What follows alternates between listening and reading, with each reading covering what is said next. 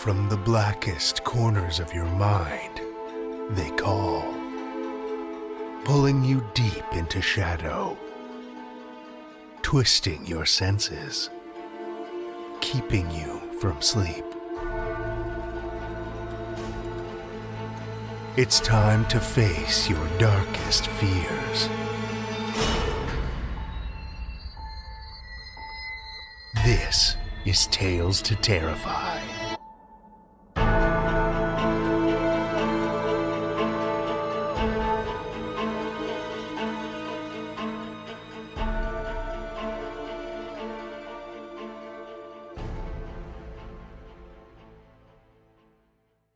Good evening, children of the night, and welcome. Our flash fiction contest is now officially live. Hopefully you've had some time to dive into the shadowy world of secret societies and live to tell the tale. Once your harrowing memoir is polished and ready to go, you can head over to talestoterrify.com/flash contest for links and more details on what and how to submit. This time around, we've capped entries at 1,000 words. The grand prize, $50 and publication on the podcast, not to mention bragging rights. We also promise not to sell you out to the nefarious entities your story has no doubt exposed. Probably, anyway. Each year, we also select up to 4 additional stories as runners-up to be featured on a special episode of the show later in the year. So if you haven't crafted your tale yet, there's no time like the present. Sharpen that quill and get writing. You have until midnight on March 1st to submit your horrible masterpiece. I can't wait to see what dark secrets you uncover. Tonight, we have 2 tales for you, about a long-dead witch whose surprise resurrection leaves her crawling with questions, and an apartment that harbors high hopes for its new tenants. Our first story for the evening comes from Amanda Cecelia Lang. Amanda Cecelia Lang is a horror writer and aspiring recluse from Denver, Colorado. Her stories haunt the dark corners of many popular podcasts, magazines, and anthologies, including No Sleep, Cast of Wonders, Uncharted, Dark Matter, and Flame Tree's Darkness Beckons. Her short story collection, The Library of Broken Girls, will debut in spring of 2025. You can stalk her work at amandacecelialang.com. Just don't be surprised if she leaps out at you from the shadows. Children of the night, join me for Amanda Cecelia Lang's Snake and Sinew, Flame and Bone, first published in The Lost Librarian's Grave by Redwood Press, September 2021.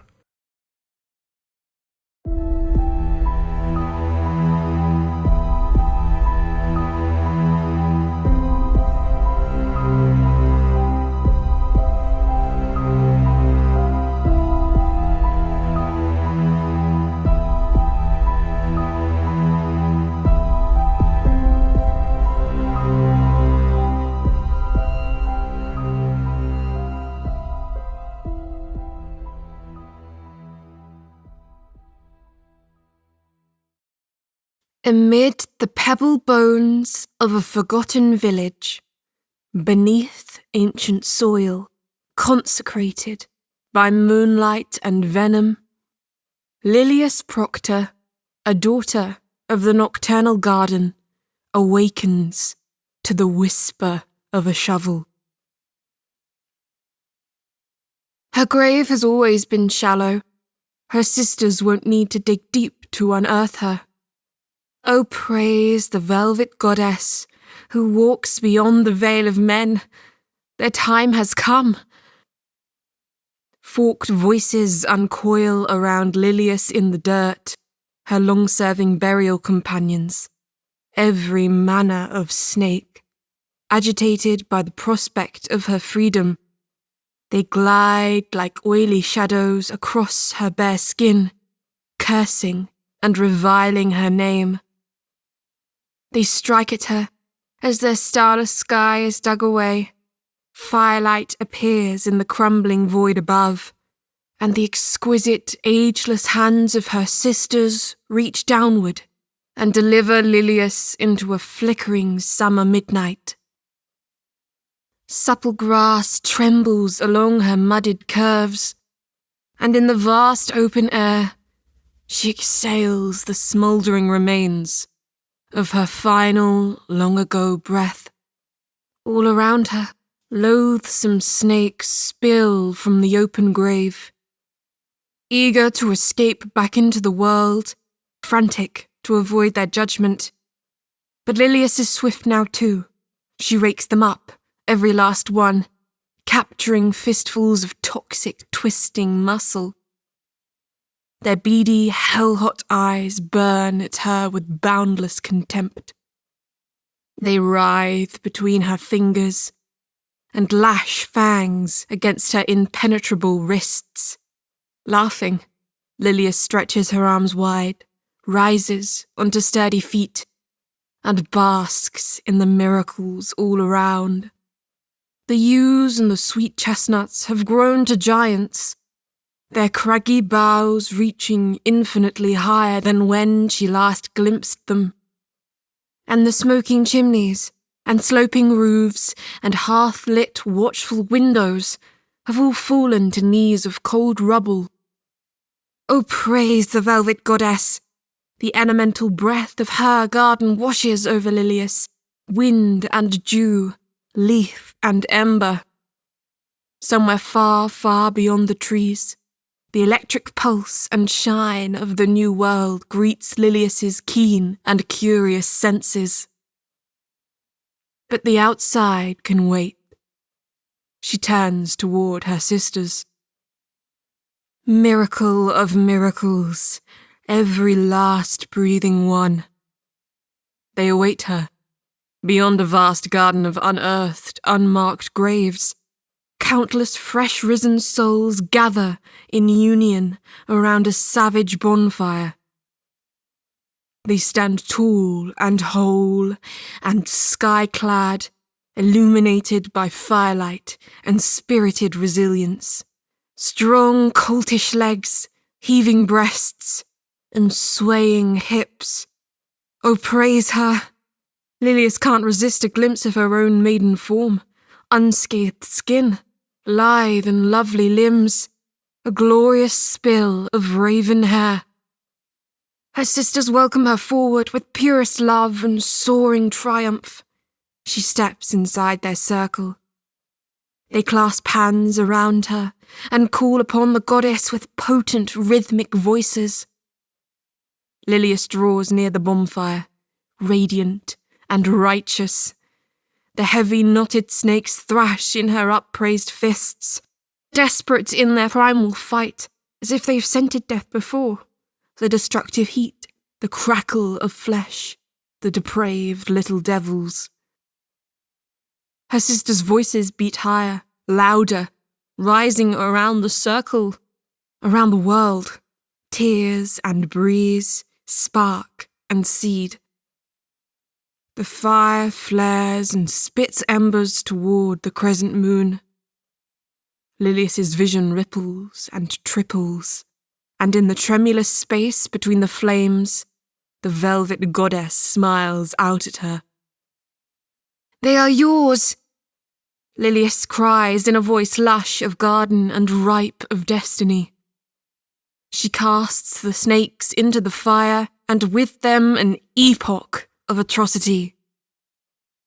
Their sleek bellies bloat with deadly sin, and the goddess's flames erupt in vengeful ecstasy around them. One by one, they blister and char and unhinge their jaws in a spectacle of desperate human screams. Voices of women and men and children begging for mercy they do not deserve. When the final cry sizzles to silence, the velvet goddess licks the ash from her lips, tips her tailored hat, and vanishes in a flourish of smoke and resonant laughter. A tiny fanged adder skull appears in Lilius's mouth, delicately, She spits it into her palm. The empty eye sockets observe her, hold her accountable for the deeds she will accomplish with this new life. Oh, praise her! Lilius opens her arms to embrace the coming season. Raise voice in jubilation, blessed sisters!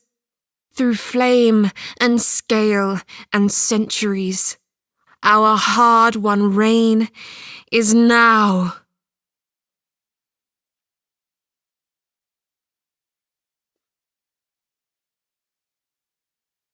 Earlier. Lilius waits with spirit brave in the purgatory of her grave. This season of suffering cycles toward its end. The loamy velvet arms of the goddess cradle Lilius's slowly waking body. Her flesh tingles. Her blood pulses anew. Yet inside her meaty cavities, the snakes still nest and burrow, still chew away at her hidden injuries. After all this time, their bellies must surely be distended and sore. She prays for the moment when they choke down their final mouthfuls. Even before they entered her corpse and began to feed, even when she walked above the ground, she carried their torments inside herself. A lifetime of unprovoked bruises, of brazen cruelty, beaten down, laughed upon, spat upon, until she limped through her final days with eyes downcast, gripping a hemorrhaging womb of fear, of shame, of otherness. Her very flesh saturated with the venoms of their intolerance and hypocrisy and loathing. But no longer. At last their needle fangs withdraw from her heart and lungs, brain and womanhood. At last they recede, slipping through her many hollows, winding in and out of ribs and up the silent channel of her throat. Her jaw unhinges, her lips part in a miraculous smile. The forked tongue flickers out, followed by a greasy head with slit, belligerent eyes. Oh, praise the goddess for making it so! One after another they slide from her throat and mouth, falling out of her like the severed rope of nooses. They strike at her jugular, spiteful still, even after tasting of her pain. Yet she does not hate them. She no longer has it in her to hate, though she pities them. For they knew their deeds were hideous, and they performed them anyway. But now, below, they have played an integral role in the goddess's blessed cycle, much as maggots devour decay. Lilius is grateful for them. In the long dark, they twitch and coil restlessly atop her bare skin, though it is not the same torment as bearing them inside. In the spaces they once filled, her heart and filigree arteries throb, empowered with the victorious rhythms of supple, radiant life. Often, the snakes attempt to tunnel away, to escape judgment. But her soil binds, and like Lilius they must await the night when the black sky parts and the earth as it was falls away. Earlier. In the shallow dirt where they left her, she exists in searing, inhuman agony. She is blackened raw sinew on the bone. She cannot move, breathe, pulse. She screams inside herself. The pain is her only living peace. It threatens to consume her, even as the burial bugs ignore her. The ordeal is crueler and slower than she expected. Awaiting the goddess's promise, Lilius can still hear the echoes of their hatred. Yet they are the ones walking the misguided path. They mistrust the goddess and the vastness of her love. They could be living in harmony. Instead, they posture and spew and insist on the wickedness of those they refuse to understand, willfully blind to the evils they themselves inflict. They poison the air with pompous abuse of stature. They cry out as victims while they grind meek lives into the dirt. Yet time will remember them with fiery eyes. Already, the miracles of her natural law condemn them. As the seeds of ours grow to sapling years, the goddess's loam sinks like a cool salve into Lilius's blistered, scream-gaping mouth.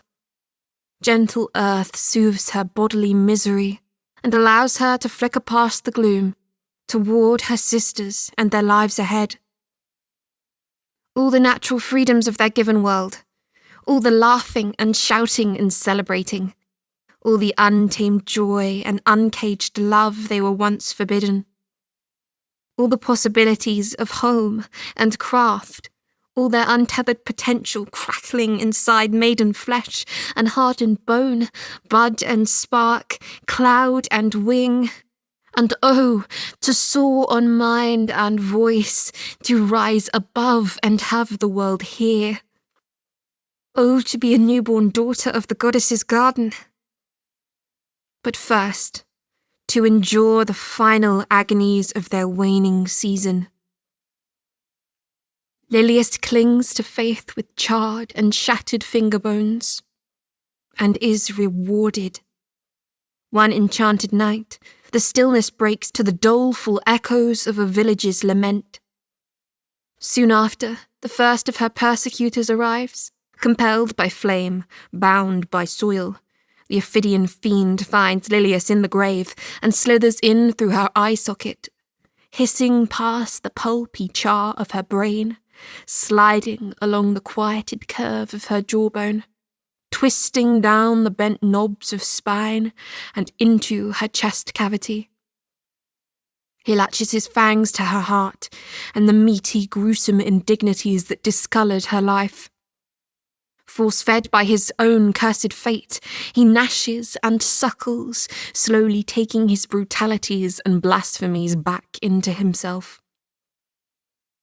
Soon dawns another night, another lament, and another companion arrives. This one enters through her navel and begins a long choking meal of prejudice and rancour. Like a flood unleashed, more follow, each on the tail of woeful, indignant sobs from above, the mighty falling and crawling on bellies to serve Lilius in her awakening. One by one, they slip inside and devour her poverty, her ruin, her needless suffering and disgrace, all the ills inflicted, as their sleek bodies bloat on a lifetime of grotesque injustice, her fractured bones knit with fortitude of stone. Her scorched flesh revivifies, and her blackened organs blossom with virtue of petal and root, fine-veined, divine. At last, the final snake appears, and the scales tip, and Lilius's heart constricts with the first pulse beat of new life. Oh, praise her. Earlier, they raced the sunset, eager to be rid of Lilius before her moonlight rises. The cinders they made of her bones still glow like brimstone as they drop her into the ground. Serpent trails of black smoke rise from her gaping jawbone and into their lungs as they recite their prayers over her. Poetic words aspiring to grace, even as they spill from pits of vehemence. Dirt rains down. They cover her quickly. They tell themselves they cannot abide a witch an hour more. In truth, they tremble to look upon what they have done. They are right to be afraid. Earlier. Though her brick cell remains damp and sunless, the crowing of the rooster alerts Lilius to her blessed final day. She runs her hands along the wretched floor, coming to rest on the small pile of elemental debris she collected when they weren't dousing her in river water or walking her until her naked feet bled. The skull of the night adder is a lacework of delicate, spiky bone. Her mangled fingers shudder in agony, but she manages to grasp the tiny head. Their thumbscrews and other tortures have not yet done her in, and they are fools if they think she is not exactly where she wants to be on this chilly autumn morn. Murmuring potent verses only the goddess can hear, Lilius packs the skull with dirt from the cell floor, blood from her feet, and breath from her rasping crone lungs. Earth, water, air. The fire they will provide. They gather as the daylight rises outside the village keep, chanting a righteous mob song of bloodlust. All this in the battle against a stooped and gaunt old woman. As the Witchfinder General turns his skeleton key inside her cell door, Lilius slips the adder skull between her lips, concealing it in the hollow of teeth and tongue. Her body sags, too aged and battered to stand upright, so they hook her beneath the arms and parade her through the village as their bedraggled puppet. They do not see the strings of her providence tied fast around their wrists, tugging them onward, past the embroiled mob, past their vain cottage homes, past the parallel roofs of their church and courthouse, past the vast garden of unmarked burial mounds where they plant all the unfortunate souls they love to despise. Lilius prays her fallen sisters rest in the goddess's loamy embrace.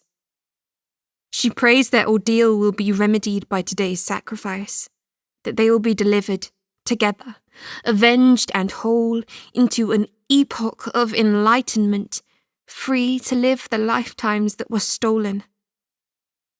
The gallows tree is the largest of the juvenile yews. The rope sways from a reaching bough, caught in a breath of her wind. The sight of it imbues Lilius with pounding exhilaration. It takes two of them to assist her shaky climb onto the high stool they will soon kick sideways. They are absurdly courteous as they hold her balance and tighten their noose around her ancient throat. The Witchfinder General recounts her crimes while the onlookers hiss and curse. Lilius Proctor, spinster of a despicable life, scourge of men and babies in the womb, has by his very ears confessed to walking the impious path, to partaking of impure unions, to gifting favours of beastly sacrifice and oily entrails to the devil herself in exchange for lurid powers and the blight of her neighbours. And confess she did, though her hands are bloodless. There is no need for black rites in a village so willing to enact them itself. Let these snakes offer up the atrocities that will doom them. With no further ceremony, they demand her dying words. They expect her to flail and beg for mercy, because it is what they would do. Past a lifetime of torment, Lilius inhales her final strangled breath. Despite the adder atop her tongue, the goddess's verse intones from her, charged and echoing. Snake and sinew, flame and bone, let the sacrifice be. They kick the stool away. Her fragile neck bones snap. The skull cracks like an egg between her teeth, flooding her mouth with a yolk of tiny, slithering seeds. Silence all around. Only the yew branch moans. Slowly, the rope spins Lilius to face her rapt audience. With bulging, blood-laced eyes, she blinks at them, blinks again. Her teeth part, and the seeds swell from her undying lips, rising smoke, voice, and verse. Let the sacrifice be your own. In serpents many your souls I bind. In death I bid ye my grave to find. Their uproar is instantaneous. Women and children gasp and whimper and scutter back, astonished that her power is true. The men break into a frenzy of tinder gathering. The pyre they build nearly touches Lilius's dangling toes by the time the rope twists her around for a second look at their fevered faces. They could have lived in harmony. Instead, they strike the flames. The kindling erupts with the power of their wrath. Inside their gleeful inferno, Lilius's rags and grizzled hair vanish, and her wizened flesh blisters on the bone. The air fills with the stench of burning fat.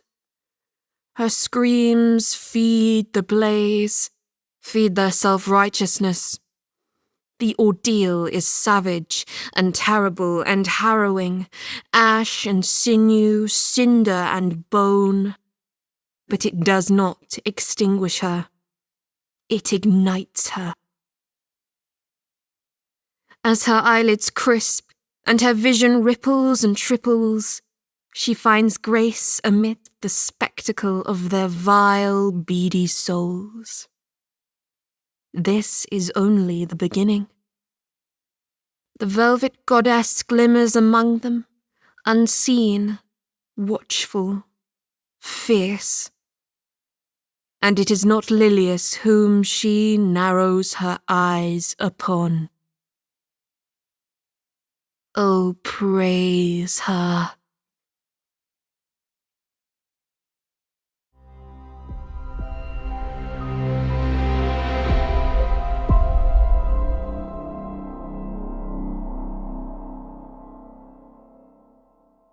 That was Amanda Cecelia Lang's Snake and Sinew, Flame and Bone, as read by Janey Napier. Janey Napier is a passionate writer from the south of England. Though her growing love for horror may be a recent thing, she is a certified nerd through and through, and loves anything that gets both her mind turning and adrenaline rushing. Thank you, Janey. Our second tale tonight comes from T.F. Ahmad. T.F. Ahmad is a writer from Chicago. His fiction has been published in Dark Futures, Soiled Magazine, and Tales to Terrify. Listen to him narrate some of his own fiction on The Night Bulletin, which you can find on your favorite podcast app. You can follow him on Instagram at TF_Ahmad. Listen with me, children of the night, to T.F. Ahmad's The Apartment, first published on the Night Bulletin podcast, November 2019.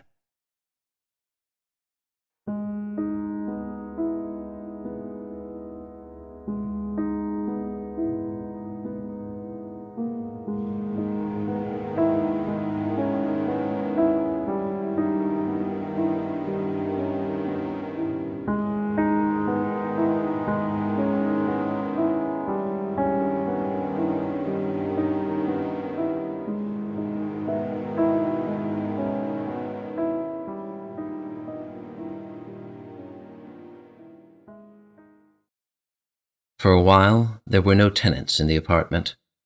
It gathered dust over the course of 4 weeks before the building manager came in using his master key. He dusted all of the corners and wiped the floors clean. He gathered stray bits of detritus left from the last visit. He shined the kitchen appliances and bathroom fixtures, taking care to sweep the medicine cabinet. He replaced previous bug traps with new ones and ran a wet wipe around all of the windows. He swept the rear staircase and cleared the leaves, placing them in large paper bags for recycling. The used paper towels and wipes went into the trash. The mop, broom, and vacuum cleaner went back to the maintenance closet. The building manager left, only to return next month to dance this same dance of cleanliness. This routine happened a few times before people entered the apartment. They always came in pairs, sometimes romantically, sometimes platonically. Their genders were never remembered. They were always accompanied by the building manager, who let the couples touch the walls and test the outlets and survey the cabinet space. The apartment listened as these tenants commented on the size and the open concept of the space, whatever that meant. After a few of these tours, the apartment was unoccupied for a while. Rain and wind rattled the windows, as did the passing elevated train, the windows shaking in their frames with a perverse rhythm. The floors gathered dust once more, the corners gathered cobwebs, and the insect traps ensconced insects in their tombs. Then, one day, the building manager came in for his monthly cleaning only to linger over every surface. He scrubbed the floors with more force. He checked and rechecked the medicine cabinet after wiping it down. He sprayed a heavy industrial cleaner on all of the windows before wiping them with furious circular motions. The apartment sat silent, like it did every other time the building manager had occupied its walls. Very soon after that, the door swung open to reveal a couple, clean and fresh.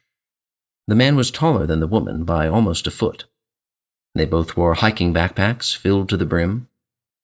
The man had a large cardboard box that appeared heavy, while the woman dragged a large rolling suitcase behind her. They deposited their parcels on the clean floor. It had rained the previous day. The squeak of their thick-soled boots on the hardwood was the first sound the apartment made since the building manager had been here. The apartment felt the haphazard steps of these new occupants, in contrast to the building manager's sure-footed steps. The couple exited in animated conversation, and the apartment was silent once more. They emerged minutes later, holding a large round bundle between the two of them. "Over there," the man said with authority. "In that corner over there." His heavy breathing and booming voice echoed off the bare white walls. "I'm slipping," the woman said. "Just 1 second," the man said, grunting with effort as he moved to help. The bundle landed on the floor with a loud thud. The apartment shook. The woman shrieked, the man groaned in frustration. These sounds and vibrations echoed for several seconds. "It's okay," the man said, unrolling the bundle. "I can slide it from here." He unrolled the bundle to reveal a sleek white sleeping mat. He pushed it into the northwest corner of the room. The apartment felt the weight of this mat, though it was small compared to the furniture that had previously occupied this apartment. The couple removed their boots and jackets and sat upon the mattress, the woman's head against her partner's shoulder. They sat in silence, punctuated by occasional drifts into conversation. Their voices were tired and heavy. Through this fog of conversation, the apartment heard their names, Rick and Cora. Cora rifled through one of the bags and produced a smaller bag. She then began to remove items from the bag, taking them with her into the bathroom. The shower gurgled to life with a hesitation only present after many months of disuse. Rick called someone on his cell phone. He then removed a large pipe from his bag and cracked open a window. He carefully dropped some marijuana into his pipe and smoked it with gravity. He blew the smoke out of the window. The apartment building sighed. Cora turned the shower off and busied herself in the bathroom. Rick sat on the bed playing music from his phone. There was a knock on the door. He answered it, spoke to the man on the other side, and came back into the apartment with a large pizza. He placed it on the kitchen counter. Cora exited the bathroom in a robe. Her thick socks muted her footsteps on the hardwood floor. "Pizza's here," Rick said. Cora looked around the apartment, empty no longer, and went into the kitchen. Rick awoke at 2 a.m. and used the bathroom. When he returned to bed, Cora was awake. She was looking at her phone, scrolling with her index finger. The screen lit up her face and the rest of the room in a harsh white glow. "Can't sleep?" Rick asked. Cora did not turn her attention away from her phone. "Yeah."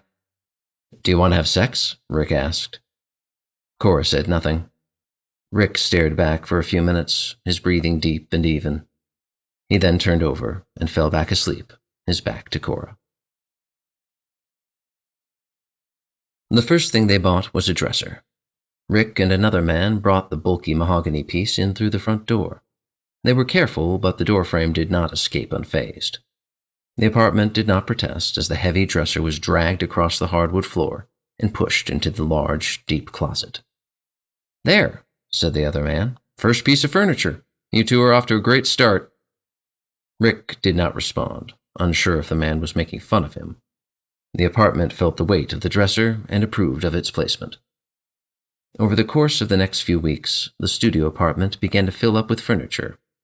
The sleeping pad was replaced with a bed frame and queen-sized mattress. The dresser and closet were filled with clothing. A couch, 2 chairs, and a coffee table were anchored in one corner of the apartment with a large white rug. A large credenza with a TV and record player were strategically placed on one wall. A desk was added, as well as a small bookshelf. The kitchen was filled with food, utensils, and appliances. The apartment felt the weight of each item, felt its presence and its shape. It was good to have furniture again. It was also good to have people again. But the apartment felt something odd. It was not sure, but it had a feeling that something was not quite right. It had its answer soon. Rick and Cora had a housewarming party about 1 month after moving in. The apartment approved. Housewarming parties were its favorite kind of parties after children's birthdays. Hours before the first guests arrived, Rick and Cora had an argument. This wasn't the first argument the apartment had witnessed between the two, but the frequency of these arguments was concerning. Rick was sitting by the open window smoking marijuana. A draft kept pushing the smoke back in his face and into the apartment. "Would you stop doing that for just 1 second?" Cora asked. "You're stinking up the place." "Calm down," Rick said, waving his hand ineffectually. "The smell never lingers." "Yeah, but what if the neighbors smell it? You know we're not allowed to smoke in here." Rick waved his hand again, only this time it was to dismiss Cora. "It's fine. No one can smell it, and even if they can, they won't say shit. Everyone will just keep to themselves." "You don't know that," Cora said, retrieving an aerosol can of air freshener and spraying it liberally in Rick's direction. "Would you cut that out?" Rick said. "I will if you smoke on the back steps." Rick heaved a frustrated sigh. "It's too windy to smoke out there. I can't light the damn bowl." Cora went to the window and closed it. "Then don't smoke right now. I need your help anyways. There are still dishes on the drying rack that need to be put away. And can you please change into a nicer shirt?" Rick rolled his eyes and went to complete his tasks. The apartment did what it could to cleanse the air. It did not like marijuana smoke choking its interior, but it supposed it couldn't dictate the habits of its tenants. The small studio apartment was soon filled with about a half-dozen people milling about. Most sat on the couch, but some sat on the bed, while others wandered into the kitchen in search of food and beer. The apartment accepted a few gracious gifts from these guests, including a houseplant and a massive book of architectural photographs. Cora spent most of her time talking with the man who had helped Rick with the dresser several weeks ago. Rick spent most of his time blowing smoke out of the window and loudly discussing how noisy the neighborhood was. As he spoke, the train grinded along its tracks nearby, causing the windows to rattle in their frames and the party guests to all wince simultaneously. "Would you close that fucking window?" Cora called from across the room. Rick glared openly at his girlfriend before slamming the window shut. The room was silent. The record on the turntable had been in the middle of a song, but the apartment created a minor glitch in the electrical outlet, causing the record player to stop. It wanted silence. It wanted everybody to stare at Rick. The apartment did not like Rick. After a beat, one of the party guests cracked open another beer and took a loud sip. He belched and said, "What happened to the music?" This broke the tension, and Cora stood up to fix the record player. 2 people on the couch gave each other a quick look before hiding their expressions behind their drinks. The Belcher helped Cora with the record player. The man Cora had been talking to busied himself on his phone. The apartment held its breath, waiting to see if Rick would say or do anything. The record player burst to life. The pounding drums and screeching guitar of the Black Keys poured out of the speakers once more. Everyone resumed their conversations, as if nothing had happened. Later that night, Rick and Cora were sitting up in bed, each scrolling through their phones in the dark. Their faces were lit by their screens, shadows occasionally dancing off their features. Cora put in her headphones and tilted her screen. Rick quickly glanced in her direction, but he couldn't make out what she was watching. He pointedly put his phone down and stared into the darkness. It took over 5 minutes before Cora finished her video and noticed Rick's expression. "What's wrong, Rick?" Cora asked, pulling her headphones from her ears. Rick said nothing, his arms now crossed over his chest. "What's wrong?" she asked again, annoyed. "Nothing," Rick said. His voice was so quiet, Cora swiped at her ears to make sure she still didn't have her headphones in. Cora was about to say something snarky when Rick spoke up. "What were you and Hal talking about all night?" So, the apartment now had a name for the man who had helped Rick with the dresser. "What do you mean?" "You know what I mean," he said. "You two were speaking in hushed voices like you had some secret." Cora said nothing.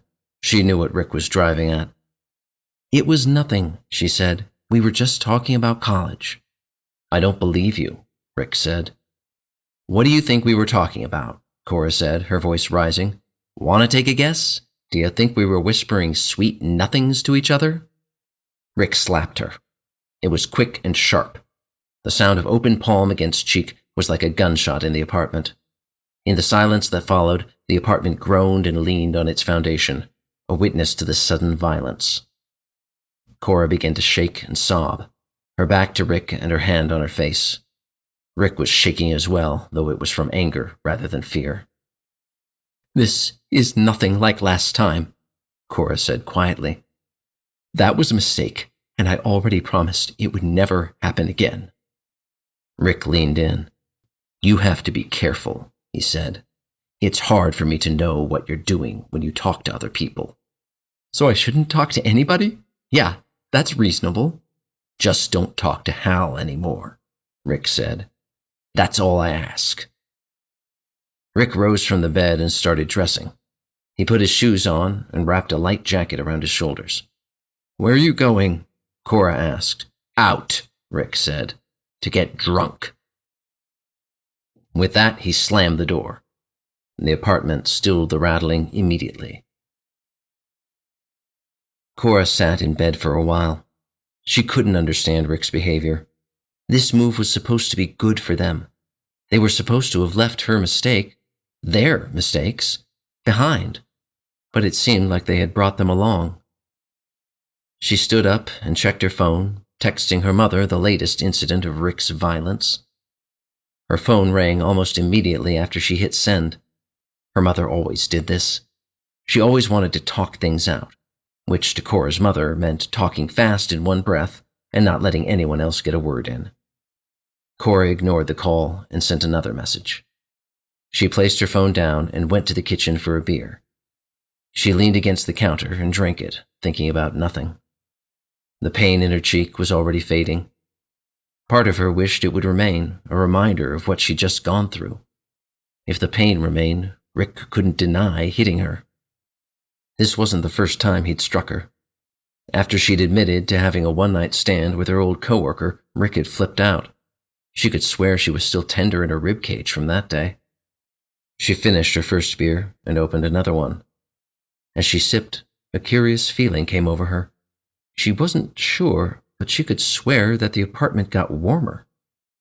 She walked to the middle of the apartment and felt a noticeable difference in temperature. She stood there for 5 seconds before feeling that same warmth envelop her again. This time she gasped. It was as if someone had placed a warm blanket around her shoulders. She hugged herself and went to the couch. This time the warmth followed her there. Her mind immediately drifted to ghosts. It was silly, but she thought of cold spots in houses, and then ectoplasm. She laughed. Sure, a ghost that makes warm spots instead of cold spots. How rational. Her attempts to laugh it off failed. Not only was she warm, but she suddenly felt safe. She felt like she could be airdropped into the Vietnamese jungle with just a toothpick and face down a tiger with ease. With this feeling coursing through her veins, she fell asleep, her empty beer bottle rolling onto the floor. Everything happened at once. The train rattled on its rusted tracks, shaking the apartment building like an earthquake. At the same time, the front door burst open so violently that it swung into the wall. Cora sprang awake, disoriented and half-conscious. She looked towards the doorway and saw a large silhouette blocking the light from the hallway. "What?" she said. The massive form thundered forward unsteadily. Its breathing was ragged and its shoulders hunched. It took entirely too long for Cora to realize it was Rick. Cora sprang to her feet, making sure to grab the empty beer bottle from the floor. She held it by its neck and raised it like a weapon as Rick approached. "You bitch," Rick said, his words slurred. "You bitch," he said again, his voice more sure and steady this time. He lunged for her. She swung the bottle with all her might, but never made contact. Rick grabbed her forearm and twisted. Cora screamed, dropping the bottle onto the floor with a clatter. She began struggling with her boyfriend, his larger frame and strength overwhelming her. They swung around the apartment in a strange dance, Rick's drunkenness severely impairing his ability to do severe damage. The door slammed shut, and Cora had a brief moment of confusion. Who had shut the door? The apartment's windows began to rattle in their frames, the sound almost as deafening as the passing train. But there was no passing train. What was shaking the windows? Their struggle continued. Around the apartment they went, crashing into the small round dining table, overturning the large potted plant near the front door, tussling the sheets off the bed. Books flew off shelves, the curtains billowed in a fantastic wind, the bathroom door swung open and shut as if on a motor. Cora noticed none of these things as she grappled with Rick. His stubbornness threatened to overwhelm her at every turn, but he always tripped up somewhere. He lost his balance multiple times and stumbled as if struck. He must be drunker than he looks, Cora thought. The apartment continued to rattle in its foundation, attempting to subdue the violence in its guts. "Why are you hurting me?" Cora screamed. "Why are you hurting me?" Rick said through gritted teeth. The apartment had had enough. It was time to end this.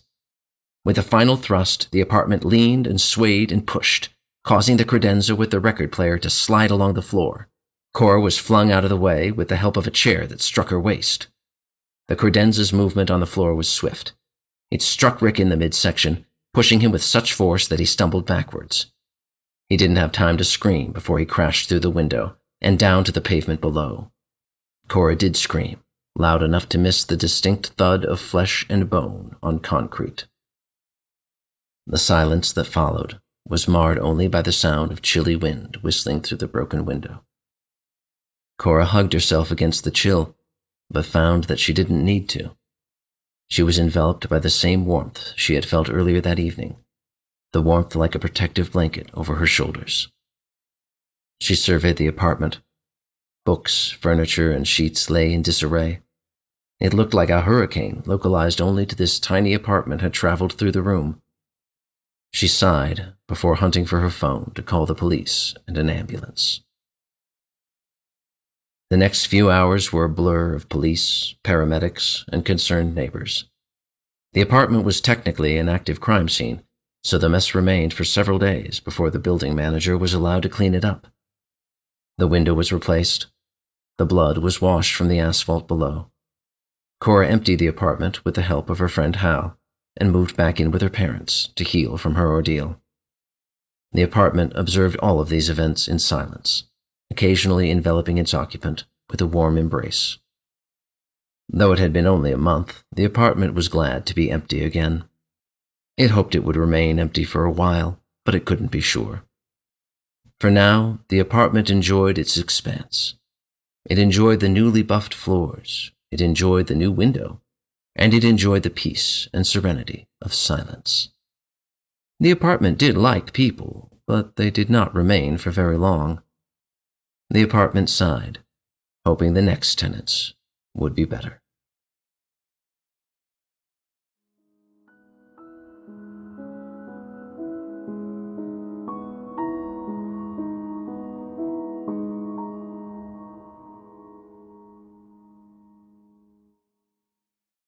That was T.F. Ahmad's The Apartment, as read by Colin Duncan.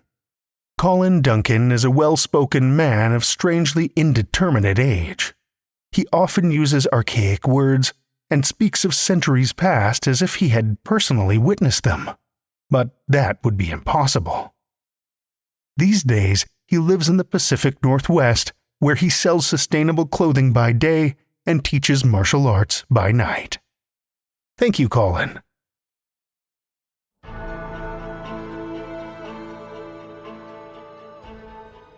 Well, children of the night, the hour is late, and we've run out of tales to tell. For now. Tales to Terrify is made possible by the tremendous generosity of our supporters on Patreon and PayPal. Incredible fans like Lestle Baxter, Belcher, Amanda Carrillo, Amanda Gottfried, and Orion D. Hegre, whose generous support helps keep the lights on and flickering ominously. Not a supporter already? Head over to patreon.com/Tales to Terrify, where you'll find all kinds of perks, like ad-free episodes, bonus content, and one-of-a-kind collectibles and merch packs. Every dollar goes back into this show to make it as horrific as possible, and we appreciate it so much. Want another way to support the show that doesn't cost a cent? Head over to Podchaser, Spotify, or Apple Podcasts and leave us a 5-star rating or review. You'll not only put an unnaturally wide smile on our faces, but help new listeners discover our terrifying tales too. Why not share your love of the show out in the world with some Tales to Terrify merch? TalesToTerrify.com/merch will take you to our TeePublic store, where we've got a great collection of creepy custom and curated designs, so you can show those around you just how twisted you truly are. Tales to Terrify is produced by Seth Williams, Meredith Morgenstern, Andrew Gibson, Crystal Hammond, Spencer Disparty, and myself, Drew Sebastini, with original theme by Nebulous Entertainment. Tales to Terrify is distributed under a Creative Commons Attribution, Non-Commercial, No Derivatives license. Join us again next week as we seek retribution for ancient evils with more Tales to Terrify.